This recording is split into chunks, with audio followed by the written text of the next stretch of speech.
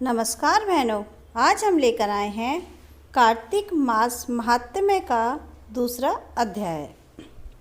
ब्रह्मा जी बोले कि हे पुत्र, तुलसी की मंजरी सहित भगवान शालिग्राम का जो एक पूर्ण चरणामृत पान करता है वह ब्रह्म हत्या आदि बड़े बड़े पापों से मुक्त होकर वैकुंठ को प्राप्त कर लेता है। इसमें कोई भी संदेह नहीं है। जो भगवान शालिग्राम की प्रतिमा के आगे अपने पितरों का श्राद्ध करता है उसके पितरों को भी वैकुंठ प्राप्त हो जाता है। जो भगवान श्री शालिग्राम की मूर्ति दान करता है उसे समस्त पृथ्वी के दान का फल प्राप्त होता है।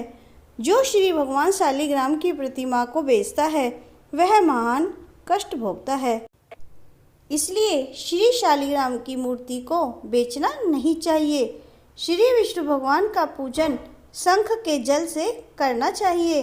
श्री शिव जी का पूजन बिल्व पत्रों से, सूर्य का तुलसी से, गणेश जी का पूजन धतूरे के फूलों से, श्री विष्णु का पूजन कमल के पुष्पों से तथा श्री महालक्ष्मी का पूजन मालती अथवा चंपा के पुष्पों से करके प्राणी परम पद को पाता है।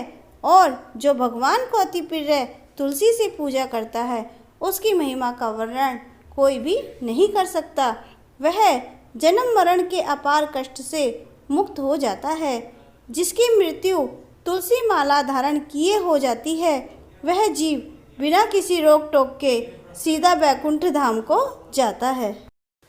जो तुलसी की छाया में अपने पितरों का श्राद्ध करता है उसके पितरों को अक्षय तृप्ति हो जाती है। तुलसी का सींचन गंगा, यमुना तथा नर्मदा में स्नान के समान होता है। तुलसी का वृक्ष उगाने और सींचने से तथा केवल स्पर्श करने से मनुष्य के मनसा, वाचा, कर्मणा ये तीनों प्रकार के पाप नष्ट हो जाते हैं।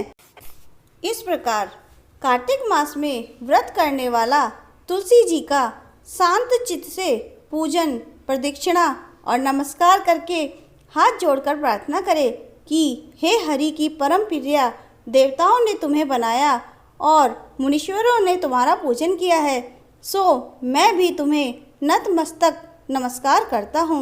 इस प्रकार से प्रार्थना करनी चाहिए। जो प्राणी आंवले के पत्तों और पुष्पों से भगवान का पूजन करता है तथा आंवले के वृक्ष के नीचे बैठकर भगवान का पूजन करता है उसको स्वर्ण के फल और फूलों का फल प्राप्त होता है।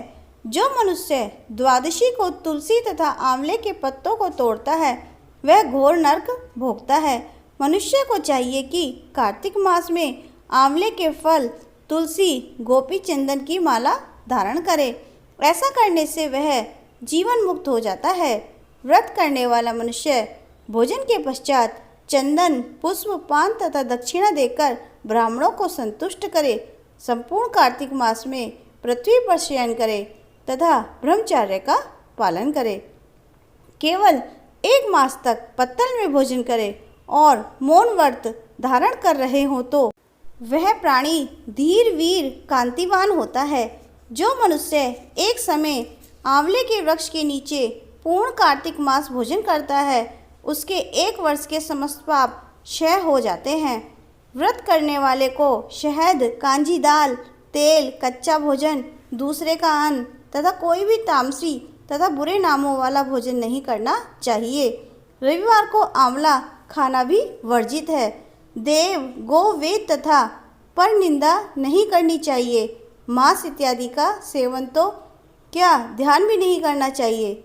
मिट्टी में उत्पन्न हुआ नमक, मसूर, बासी भोजन, तांबे के पात्र में डाला हुआ दूध इत्यादि ये सब मांस के समान ही माने जाते हैं, अतः इनका प्रयोग नहीं करना चाहिए। केवल स्वयं अपने ही लिए बनाया गया भोजन भी मांस के समान होता है।